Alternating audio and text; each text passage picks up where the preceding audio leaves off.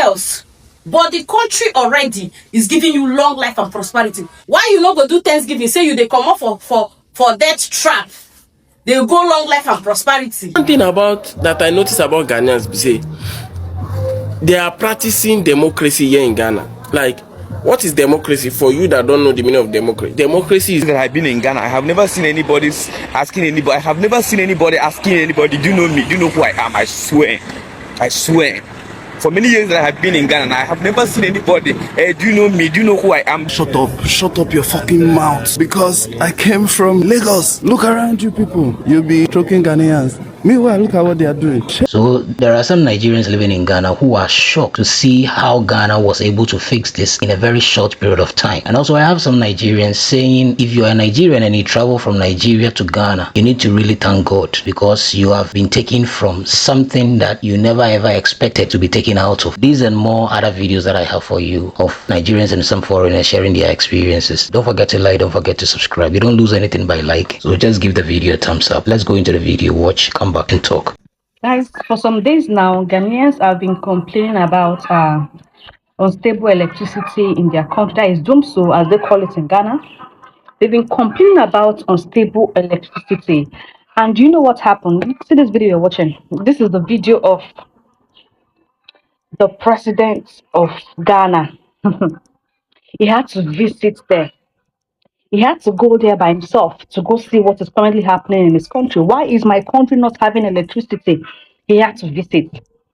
And I asked myself that question. Nigeria has been in darkness. The giant of Africa, the supposed giant of Africa, has been in darkness for more than 60 years. And our president have not even gone to know what the problem is. And you know what our president is telling us? I'm going to be playing the video. Don't worry.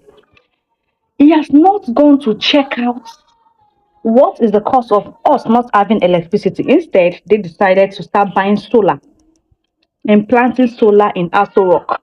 As I'm speaking to you right now, Aso Rock or what? Aso Rock do not have electricity. They are making use of solar panel, like solar power. Just imagine a failed country. Watch the video. Look at the video here. And even and also our president asked us to go and take loan, that we should take loan and work hard. Watch the video of the president of Ghana. For the president's arrival, he's in. It's about getting out of the car.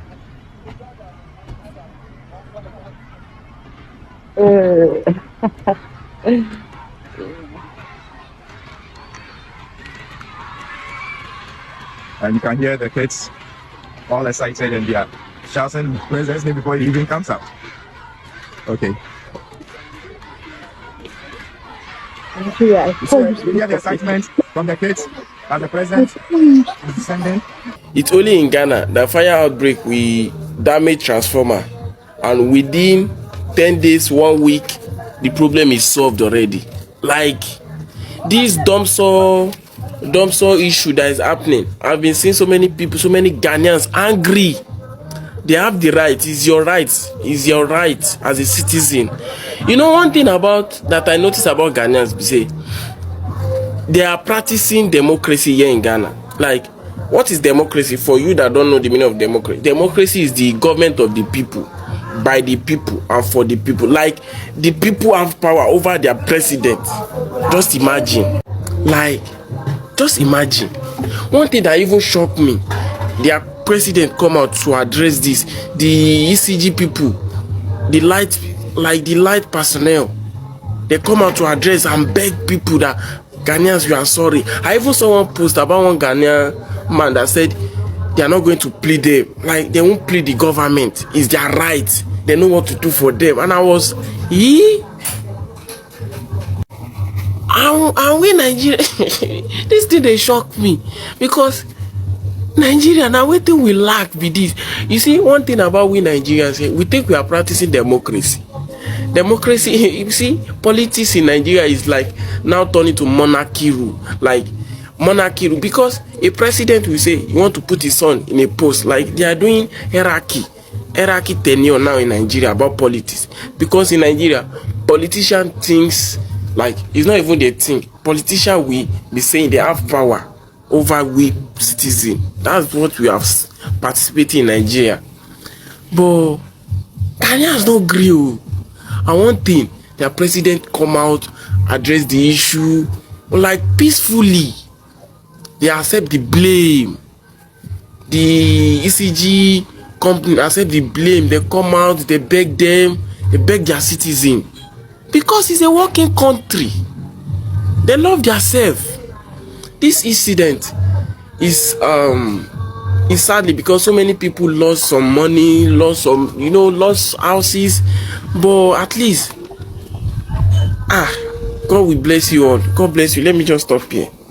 Look at Nigerians giving Thanksgiving because they got visa to Ghana. A family came to Thanksgiving that are traveling to Ghana. To give you people 5 reasons to do Thanksgiving. 5 reasons for a Nigerian to do Thanksgiving because you are coming to Ghana. 1, to come to a country where people know they throw dirty for road. In Ghana, it is very hard to see a Ghanaian chop biscuits, throw away dirty for road. A Ghanaian will eat. Maybe a Ghanaian is in a public bus. A Ghanaian will eat biscuits and put it in the bag. Ghanaian will squeeze it in whole biscuit nylon until e reach dustbin before you go throw that thing. But Nigeria go chop biscuit, film for road, everything for road. One day I'll make a video on Ghana road and show you people how clean. It is very difficult to see trash in Ghana road. Tell me, is it not equal to America? On our way the UK, on our way the America, on our way throw away dirty for America road? Tell me why you will not do Thanksgiving. Number 2, the very first day you are leaving Nigeria to Ghana is the day you have signed long life and prosperity. The only thing wey fit kill you for Ghana now say maybe you fall sick, imagine something else. But the country already is giving you long life and prosperity. Why you not go do Thanksgiving? Say you they come up for death trap. They go long life and prosperity. Anything can buy you in Nigeria. The government can buy you. There is this video in Nigeria that somebody parked his car, park Lexus, latest Lexus, and jump inside Third Mainland Bridge. It was fishermen that captured the guy. Frustration don't buy that guy. Tell me why you not buy yourself in Nigeria. Tell me why you not do Thanksgiving. That you are here, you not gather your family and do Thanksgiving. That you are coming from Nigeria to Ghana. If now you not go do Thanksgiving, you are coming to a country that long life and prosperity is rest assured from the government, from everywhere. Number 3 reason why you will do Thanksgiving if you are coming from Nigeria to Ghana is you are rest assured that you are in a country where police will not harass you. No more police harassment. You are in a country where before you even see police, let's not even talk of the soldiers. You can't even see soldier. Before you even see police, that police will stop you. You just know that maybe your documents is, maybe they have looked at your car. They have not seen that registration in your car. Because Ghana, they put their own for their car. Once police see, they will not even stop you. No need to even stop you and say, where is the license? No, they will not even stop you for any reason.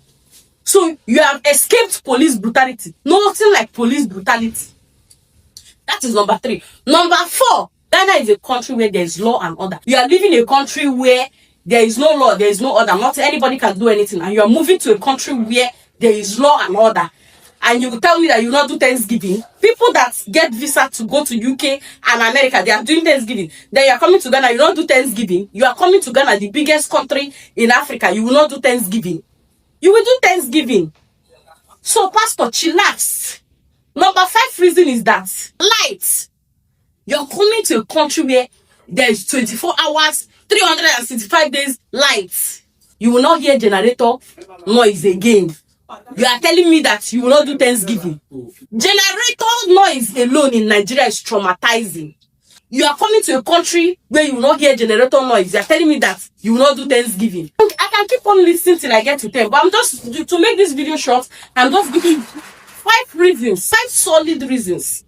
Tell me why you will not do Thanksgiving if you are coming to Ghana. Not gonna lie, Ghana airport so much better than Nigerian own by like 12 million miles. If you're a Nigerian and you want to start arguing, just shut up your fucking mouth. Because I came from Lagos. Look around you people. You'll be choking Ghanaians. Meanwhile, look at what they are doing. Shame on you. Here is what's more impressive. No Ghanaian has begged me money. Not a single one. So is it the case that Ghanaians are richer than Nigerians? If yes, okay. Or is that we are utterly shameless, utterly without a sense of, I don't know what the word is. But anyways, let me go and find the people that are here to pick me up. I'm blown away, people. Blown away. You know one thing I learned about Ghana? If you live all the whole life that you are living in Nigeria, the life, do you know who I am? Do you know who I be? Do you know me? Do you know this? I swear, like, as soon as you come to Ghana, if you do not drop that kind of life, then you will never change again. You know, if there's nothing that I learned about this country, Ghana, then I learned about being humble. Although when I was in Nigeria, I was very, very humble, but I can tell you that, like, as I came to Ghana, I am so more humble. You know the reason why? I came here and I understand that life is nothing. That everything that you are feeling that you are bragging is nothing. Like, you must have to be humble. I swear, this is past 5 years that I've been in Ghana. I have never seen anybody asking anybody. I have never seen anybody asking anybody, do you know me? Do you know who I am? I swear. I swear. For many years that I have been in Ghana, I have never seen anybody, hey, do you know me? Do you know who I am? Do you know this? Do you know that? You can never hear that kind of thing in Ghana. I swear, like, if I did not get any, even if I did not achieve money in this country, if it is that humility that I have already, achieved, understand that life is nothing, that every soul has to be humble. I swear, I'm very, very okay with that. If you are a Nigerian, you already know this, that election periods are not periods that you take lightly. Now, this is irrespective of the fact whether you are into politics or you're not into politics. It is in the conversations, it is in the tension, it is even in the way that people are going to start, suddenly start speaking in, lower tones or harsh tones. You get it? Now, growing up in Nigeria, elections always felt like something big was about to happen. And when I say something big is about to happen, it does not necessarily mean that it's important, but it could be unpredictable. And for many of us, it was not just the stories, okay? Some of us have actually had to see things, others have, heard, and you just know that within this period, you just have to be careful. So naturally, it is only normal that such memories or mindsets get to stay with me. Now, when I moved to Ghana in 2015, thereabout, I wasn't really thinking about, politics. I mean, that's not my thing. But in 2016, when the general election came, I had this switch, you get it? And this switch was as a result of the election mode that I was carrying with me back from Nigeria. Let me tell you guys, I became very observant, I became very alert. And even though nobody told me anything, in my mind, I was already preparing mentally whether I should go back home because of safety, security. But you know that where I'm coming from in Nigeria, you don't have to wait for things to happen for you to be careful. You have to activate your preparation mode just in case, you get it. So that was literally what I was thinking or I was expecting at that time. I was expecting crowds, I was expecting noise, I was expecting tension in the air, I was expecting there's going to be some kind of movement restriction, and perhaps people getting to stay indoors because of, violence here and there. I was not prepared for the kind of atmosphere that Ghana was going to give. Then came the day. Then came the 2016 general election day. I woke up in the morning very alert because already, like I said, I was prepared. But when I woke up that day, I was looking outside trying to read the environment. And the first thing that caught my attention was nothing. Nothing of any, circumstances or situation happening. There was no panic, no unusual noise. There wasn't any kind of range. You get what I'm saying? It was just like any other day. And it was at that moment I was thinking, well, it's still early in the morning, so let's give it time. I kept on watching and observing. And that was when I started seeing that people were coming out in numbers to go and vote. And the thing that caught my attention was that everything was calm. There was no shouting, no aggressive, movement, no tension. It was just people walking, people going to their booths to go and vote. Although I could say that I noticed the presence of securities, it did not give that threatening vibe. It was an organized, controlled movement, you get it? And I will not lie, I was confused for a second because in my mind, armed men during elections means that you need to be extra, extra careful. But here in Ghana, it felt like they were just there to, maintain the peace that was already going on and, not to react to any kind of chaos, you get it? And I would say that's where one of the biggest shocks for me happened when it came to politics. Now, after voting, people went back to their daily activities. People went back as if it wasn't general elections that took place. Now, some people went back to work, some people went back to their businesses, and some people went back home. You get it? Life just moved on. And this is me just wondering, ah, is today not supposed to be public holiday? I mean, it's election day, so why are people going back to go and work and all of those things? And where I come from, a day like this is a day that you need to be alert. You need to stay safe. You need to be aware. You got to just protect yourself. But here, it wasn't giving that vibe. It did not carry that same weight of fear. Now, don't get me wrong. I'm not saying that there wasn't any room for concern. You get it? There is room for concern. It's just that you should understand that there is a difference in the atmosphere of election here. And I'm going to tell you, it is something that I can never ignore or forget. And this is because it felt peaceful, it felt orderly, and honestly, it surprised me.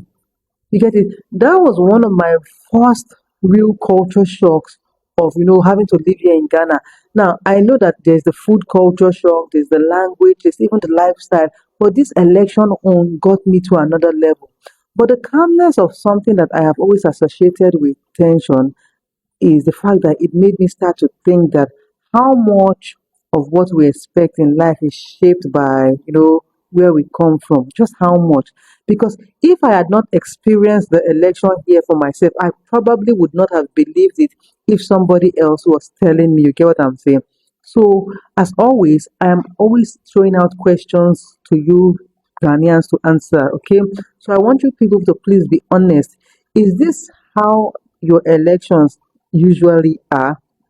Or was 2016 just one of those, everything went right, kind of year? You get it? Was that just a one-off shot? And for we Nigerians that are watching this, did you get to, have the same expectation that I had, before experiencing Ghana? You get what I'm saying? I just left Nigeria to Accra, Ghana 9 hours ago, and my 5 days vacation is already turning to a relocation plan. I'm literally on the same outfit I wore from Nigeria to Ghana. I didn't change, and now I'm on the street of Ghana. I had to refresh myself inside the Uber. I was rushing to meet up with a friend's store opening, and I was so excited to arrive at the very moment they were about cutting the ribbon. And can you believe that this is my friend? This is the first time we are meeting in real life. We've been friends online for the past 6 months. I am a proof of how social media can bring two people from different worlds, different continents together. So anytime you find yourself in Accra, please stop at Nunana's Glam Heaven for your manicure, pedicure. You can also find really good imported fragrance. If your guess from my previous video was that I'm going shopping as the first thing I do immediately I arrive at Accra, then you're right, because I'm here to shop all these beautiful African print material outfits. I also love me some pocket size fragrance. See, Accra is already feeling like home, and I'm asking myself, should I even go back to Nigeria again? The highlight for me was when this melanin queen walked up to me and said she recognized me from TikTok. Then I turned to my right. I saw this other lady that we connect with each other on LinkedIn. This was when I realized that I have a whole family in Accra and I never knew. You see, one thing we share in common among all of us here, we are all in the same career field as female seafarers. I never knew me being at Accra was going to turn to seafarers link up, because we literally spent the whole evening ranting about our life experiences at sea as female seafarers. I didn't want the night to end, but I had to return back to my hotel room because of the long trip from Nigeria to Accra and hanging out this whole evening. I didn't know where I got the strength to still do my skincare routine for the night form. If this is how exciting my first night in Accra is, you can only imagine how fun the rest of the days will be. So stay tuned for more updates. See you guys in the morning. I cried on my day 2 of staying in Ghana. I was told wacha is the best Ghana breakfast. Tell me why I should eat this much for breakfast. Those were my thoughts when I saw the meal. But by the time I tested this meal, God bless everybody that mentioned wacha on my comment section. After breakfast, I headed out, and my first stop was the Independence Square. This is one of the largest public square in the world, also known as the Black Star Square. I didn't want my stroll around this place to end. If it's your vibe, you can ride on the horse around the square for pictures or videos. I thought I needed to wait for her to finish her content, because if I was to move further, I would have featured on her video. While waiting, this other set of people just walked in and did their thing. It was then I realized that, oh, I do not need to wait. This is like a public space. A little souvenir to show that you've been to Accra wouldn't hurt. This ground I'm standing on symbolizes Ghana freedom and African unity as a whole, and it's such a proud moment for me. I only had to pay for the flag and I headed to my next location. This was where things got emotional for me. I arrived at the Osu Castle, also known as the point of no return. This is one of the male dungeons, and we were told that 60 males were kept in each of the dungeons until the ship arrived for them to be moved. The marks on the wall could have been from their sheets, sweat, urine, as everything was done inside here. Thought females were left out. No, these are the female dungeons, and you want to tell me this was their only point of ventilation? The 50 cities of the Ghana people has this walkway. On it is Queen Elizabeth that has ever lied on this bed. These walls hold stories that are very heavy but beautiful, because tell me why above those dungeons was St. Francis Chapel, and then we were shown the point of no return. You want to tell me the moment you walk through this path, you don't know what your life would be? As I heard, some people never made it to their destination. Some choose the sea over their destination. This was the point I cried. This was the Ghanaian president's office after independence. This garden was once private to only presidents and colonial governors, and today I can walk through it gracefully and freely. That is why I decided to go visit the man that made it possible. This is the Kwame Nkrumah Memorial Park, the first president of Ghana, the man that gave Ghana freedom, independence. When I got here, this place was as beautiful as the beautiful things that this man did for the people of Ghana. You think it is only the architecture that is stunning? If you've been here, the energy of this park will stay with you forever. Nelson Mandela planted this mango in honor of the president. Nkrumah was buried for the third time in this park, and right beside him was his wife. This was how the enemy wished they could end his life, but they didn't succeed. On the walls were words that ever came out from the mouth of the president. More of his biography, country, people he has collaborated with, his career, family. It was such an interesting history to hear. And this short clip here is the exact day he declared Ghana free. His village house. The story is even more real with all these pictures and videos. It feels like I was living the life as at then. Standing at this memorial is a perfect reminder of where Ghana began and just how far Ghana has come. Day 2 in Ghana was more than just a talk. It is a history lesson I will never forget. It makes me wonder, why are men of nowadays not like our ancestors that were fighting wars, gaining independence for our country? Instead, they are fighting to be sharing bills with women. Spending today in Ghana was a mix of emotion. I am happy, sad, and proud at the same time. For you to know how I was so down for this experience, I left the park at around 9. Is it safe being on the street of Ghana this late as a solo traveler? Got back and had my dinner. What do you recommend I do on my day 3 in Ghana? You see, this thing, it was some time ago that a pastor in Nigeria said this, and it became something big on the internet, and some Nigerians agreed, some too disagreed with the pastor and all that. But Ali, that does not mean Nigeria cannot